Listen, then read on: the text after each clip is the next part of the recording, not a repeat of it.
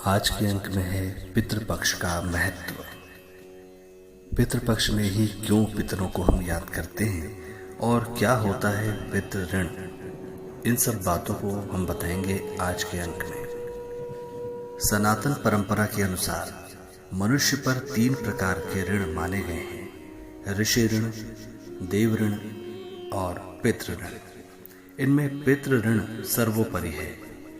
पितृ ऋण से मुक्त होने के लिए निर्धारित विशेष समय काल पितृपक्ष होता है। ये समय होता है अश्विन मास के कृष्ण पक्ष की प्रतिपदा से अमावस्या तक का समय। पितृ ऋण में पिता के अतिरिक्त माता तथा पूर्वज भी सम्मिलित होते हैं। पितृपक्ष 15 दिनों का होता है। भारतीय संस्कृति में आश्विन मास का कृष्ण पक्ष पितरों को समर्पित है। वाल्मीकि रामायण में सीता द्वारा पिंड दान देने से दशरथ की आत्मा को मोक्ष मिलने का संदर्भ आता है। अपने वनवास काल में भगवान राम, लक्ष्मण और सीता पितृपक्ष के दौरान श्राद्ध करने के लिए गया धाम गए थे। इसीलिए गया श्राद्ध का विशेष महत्व माना जाता है।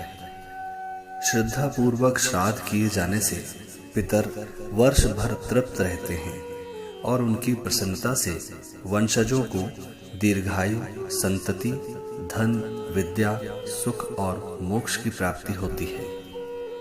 मार्कंडेय और वायु पुराण में कहा गया है कि किसी भी परिस्थिति में पूर्वजों के श्राद्ध से विमुख नहीं होना चाहिए, लेकिन व्यक्ति को सामर्थ्य के अनुसार ही श्राद्ध कर्म करना चाहिए।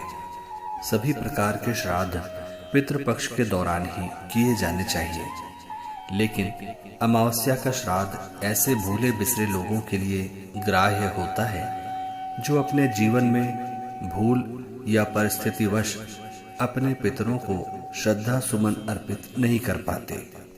श्राद्ध कर्म में कुश और काले तिल का विशेष महत्व होता है। कुश को जल और वनस्पतियों का सार माना जाता है। श्राद्ध वैदिक काल के बाद से शुरू हुआ है। वसु, रुद्र और आदित्य श्राद्ध के देवता माने जाते हैं।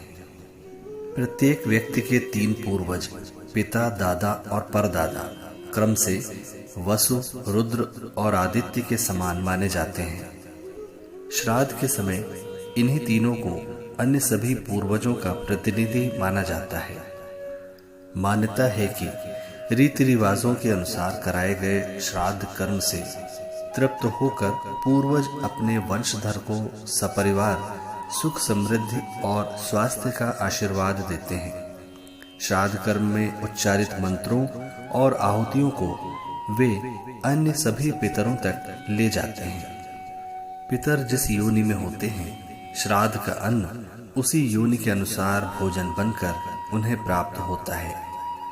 श्राद्ध जैसे पवित्र कर्म में गौ का दूध, दही और घृत सर्वोत्तम माना गया है।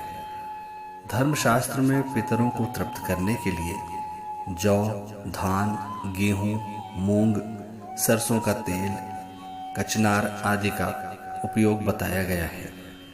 तिल को देव अन्न कहा गया है। काला तिल ही वो पदार्थ है जिससे पितर तृप्त होते हैं, इसलिए काले तिल का श्राद्ध कर्म में विशेष महत्व होता है। श्राद्ध कर्म का अधिकार पुत्र, भाई, पौत्र, प्रपौत्र समेत महिलाओं को भी होता है। जानकारी के अभाव में अधिकांश लोग श्राद्ध कर्म को उचित विधि से नहीं करते हैं, जो कि दोषपूर्ण होता है, क्योंकि शास्त्रों के अनुसार देवता भाव से प्रसन्न होते हैं और पितृगण शुद्ध और उचित विधि से किए गए कर्म से। ब्रह्म वैवर्त के पुराण के अनुसार देवताओं को प्रसन्न करने से पहले मनुष्य को अपने पितरों को प्रसन्न करना चाहिए। हिंदू ज्योतिष के अनुसार पितृदोष को सबसे जटिल कुंडली दोषों में से एक माना जाता है। कौवे को पितरों का वाहक रूप माना जाता है। मान्यता है कि श्राद्ध ग्रहण करने के लिए हमारे पितर के लिए वाहक बनकर कौवे नियत समय पर घर आते हैं। अगर उन्हें उस समय श्राद्ध नहीं मिलता तो वे रुष्ट हो जाते हैं। इसलिए श्राद्ध का प्रथम अंश कौवों के लिए निकाला जाता है। माता का श्राद्ध नवमी तिथि को किया जाता है। जिन परिजनों की अकाल मृत्यु हो उनका श्राद्ध चतुर्दशी को किया जाता है। साधु और सन्यासियों का श्राद्ध द्वादशी को, और जिन पितरों की मृत्यु की तिथि ज्ञात न हो उनका अमावस्या के दिन श्राद्ध किया जाता है। इस दिन को ही सर्व पितृ श्राद्ध कहा गया है।